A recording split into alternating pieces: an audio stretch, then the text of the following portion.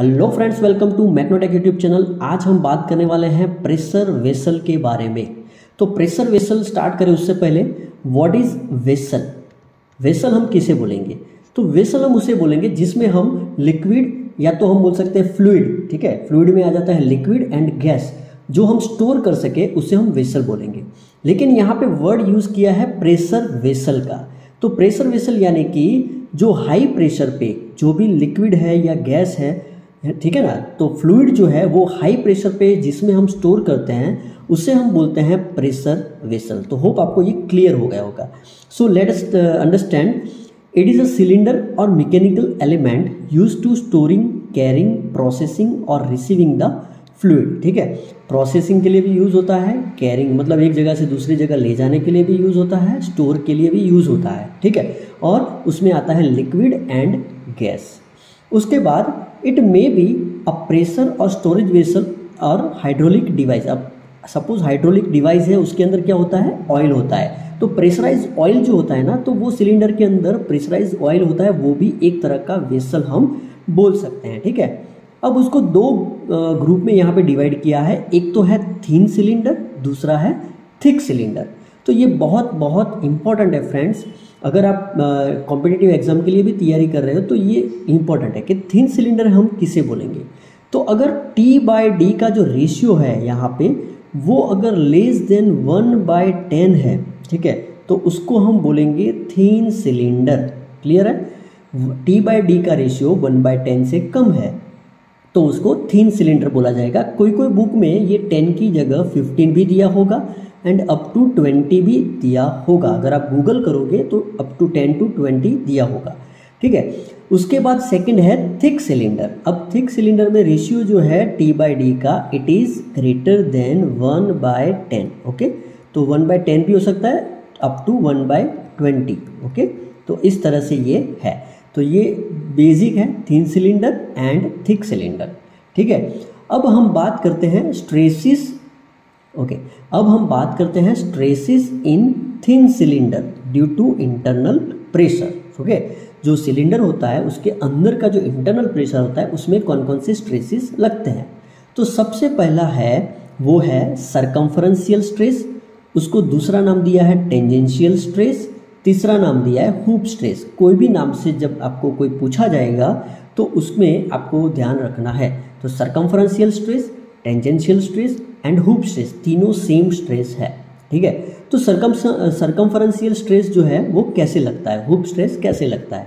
तो यहाँ पे ये जो स्ट्रेस है वो पूरे सरकमफरेंस पे लगता है, यानी कि ये जो है इंटरनल प्रेशर का जो सरकमफरेंस है यहाँ पे वो स्ट्रेस लगता है, ठीक है।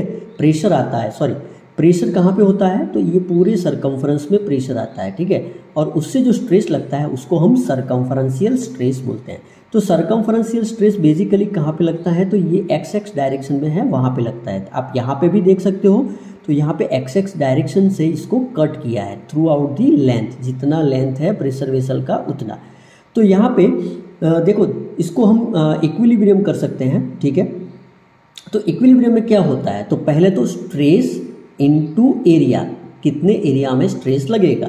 तो यहाँ पे देखो स्ट्रेस तो है और एरिया कितना है, तो मतलब ये एरिया है। तो ये एक तो लेंथ हो गया, ठीक है, दूसरी हो गई इसकी थिकनेस, यहाँ पे इसकी थिकनेस हो गई एंड और थिकनेस 2 टाइम्स है, 2 टाइम्स, ठीक है। तो यहाँ पे 2T × L। तो ये आपको क्लियर हो गया, सिग्मा T यानी कि टेंजेंशियल स्ट्रेस या तो hoop stress, circumferential stress into यहाँ पे एरिया, ठीक है। तो ये एरिया हमने कंसिडर किया। अब प्रेशर इनटू एरिया, तो प्रेशर कितने एरिया में लगेगा? तो प्रेशर जो है इनर डायामीटर में लगेगा एंड टोटल लेंथ में लगेगा। तो ये है pressure into area, okay, and ये है स्ट्रेस इनटू एरिया। अगर आप इसको कंबाइन इक्वल करोगे तो यहाँ पे आपको टेंजेंशियल स्ट्रेस का इक्वेशन मिल जाएगा, ठीक है। तो यहाँ पे इस तरह से आप अगर इसको नीचे लेके आते हो, यहाँ पे जस्ट अ सेकेंड, ओके। तो अगर आप इसको 2T × L को यहाँ से नीचे लेके आते हो तो L निकल जाएगा, तो PI/DI/2T ये इक्वेशन रह जाएगा, ठीक है। तो ये होगा आपका सरकमफरेंशियल स्ट्रेस, टेंजेंशियल स्ट्रेस या तो हुप स्ट्रेस। अब सेकंड स्ट्रेस जो हम बोलते हैं उसको हम बोलते हैं लॉन्जिट्यूडनल स्ट्रेस, ठीक है, लॉन्जिट्यूडनल या तो एक्सियल स्ट्रेस, ठीक है। अब ये जो स्ट्रेस है ना वो लगने के लिए एक चीज़ होनी चाहिए कि सिलेंडर जो है आपका वो क्लोज होना चाहिए, तभी ये एक्सियल स्ट्रेस या तो लॉन्जिट्यूडनल स्ट्रेस लगेगा। तो सिलेंडर यहाँ से क्लोज होना चाहिए, ठीक है। तो यहाँ पे sigma L, D I, T and P I ये आपको पता है। अगेन उसको कंपेयर करते हैं तो स्ट्रेस इनटू एरिया, तो यहाँ पे एरिया कितना लगेगा, तो एरिया देखो अगर यहाँ पे स्ट्रेस लगता है, एक्सियल स्ट्रेस यहाँ पे लगता है तो क्या होता है वो बीच में से वो एरिया उसका मतलब यहाँ पे स्ट्रेस लगता है तो यहाँ से उसका फेलियर होने के चांसेस है। तो अब ये जो एरिया है ना तो वो क्या है पाई डी, यानी कि पूरा जो सरकमफरेंस है पाई डी इनटू थिकनेस, ये थिकनेस, ठीक है, समझ में आ रहा है। तो ये उसका एरिया हुआ।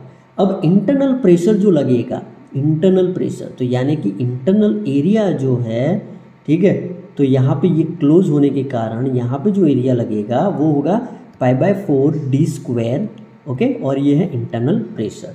अब आप इसको यहाँ पे नीचे ले जाओगे पाई डी इंटू टी को, तो आपको जो यहाँ पे आंसर मिलेगा sigma L that is PIDI/4T, ठीक है फ्रेंड्स, बहुत इंपॉर्टेंट है longitudinal pressure stress and circumferential stress, ठीक है, ओके।